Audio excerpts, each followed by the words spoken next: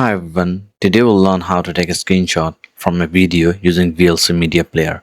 So first open the video on VLC, then go to the frame which you want to take a screenshot, and then the fast and easy option is going to the video and then click take snapshot.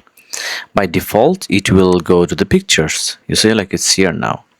However, there are a couple of other ways, but before that I'm going to show you where it goes. So go to the tools, then go to the preferences, then go to the video, and this is where you can click the browse and select where you want the image to screenshot to go. Just select it. You can also select the format and also the prefix of the file name.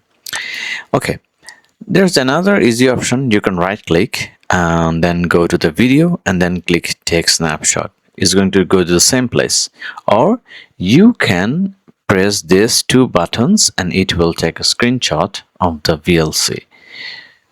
So I pressed Shift and S and it took another snapshot of the video frame. So this is how you take a screenshot of a video frame using VLC. If you like the video, please thumbs up and subscribe to our channel. Thanks a lot.